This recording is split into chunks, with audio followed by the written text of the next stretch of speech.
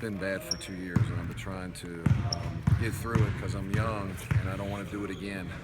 So, but it's gotten to the point where it's just I can't function in anything that I do in my life. So, not just my job, but so it had to be done.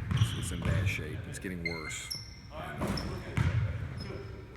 Hopefully it'll help me a bunch. Jeff Comfort told us yesterday that you were using other methods the past couple months to try and deal with the pain. What were some of the measures that you used? Well, I'm just trying to deal with it the best I can. With some anti-inflammatories. I went through all the processes with shots and trying to get through it to the end, but it's just gone. So, too many years of playing outside and running up and down the court and standing on the court here, and it's gone. My right one probably will be something I'll have to deal with soon too. What was the talk with the team like when you broke the news to them? Well, they're fine. They understand. They can see. They know. They can see me hobbling around, walking. They see me in practice, so it's they know and they ask. So yeah. And nobody really. They're young. They don't understand what it feels like. So. What do you expect your role to be? How do you think you're going to handle everything? I don't know. I'm in uncharted territory on that one. So I'll deal with when it's over with. I'll deal with the doctor and go through the rehab and figure out what I have to do. My dad's been through a few of these himself, so it's different for everybody according to what my doctor said. So we'll deal with it on a daily basis. How tough was it, an adjustment with your pain, not being able to maybe stand on the sidelines once you get involved? Well, that's everything. I mean, it's rebounding in practice, closing, can't get involved. It's everything. Getting up, sitting down, standing hurts, sitting hurts, going up steps hurts, traveling hurts, bus hurts. I mean, it's just, there's nothing that it doesn't affect in your life. So it just needs to be fixed. What'd you hear about BJ? What's his prognosis? Do you know? Yes, he's probably going to be out for an extended period of time. Okay. Do you hope to have him back this year? We don't know. We hope. We'll see.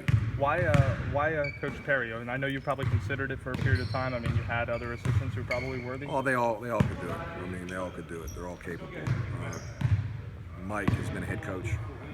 Mike has been in this situation before with Coach Drizel when he was at Georgia State. So he's got the experience, but all of them could do it, and they're all going to share in the responsibilities. He'll be the acting head coach, but all my guys will be involved tremendously. So we'll really have like 3 guys as head coach. How important was it for you to coach this game tomorrow? Well, I wanted to finish it out here as best I could. We're not going to do it until Monday, so I can come back and be with the guys, talk to them, tell them what I'm going through. It happened. Luckily, I could get through it quickly and get in quickly, but I wanted to be there as long as I could be there. Are there any guys you expect to kind of step up and take maybe more of a player leadership role with you out? Well, I think our captains have to do that. I think Caleb White has to do that. I think Michelle Nazivi, guys that are older seniors now. If you don't have BJ around in practice, as far as being involved in practice, he can be an extra coach on the floor. He's an experienced guy, so they're all going to have to step up and take on a little bit of different role with some guys out and with me out for a period of time. How much contact do you expect to have with the staff and the players while you're out? A lot, I hope.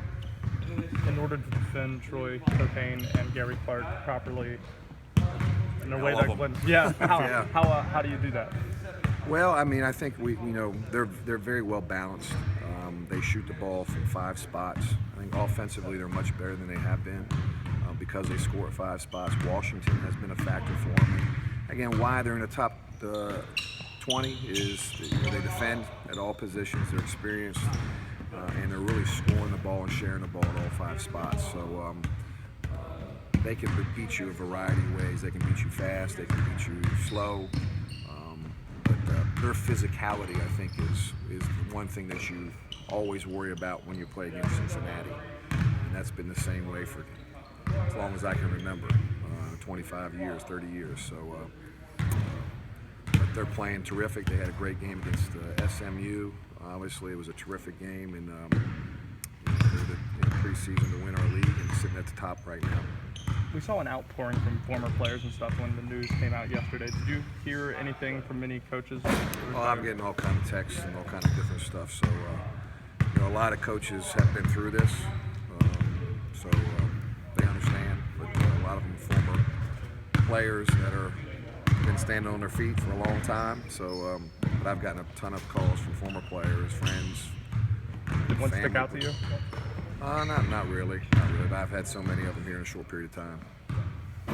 Great. Yep. Appreciate it.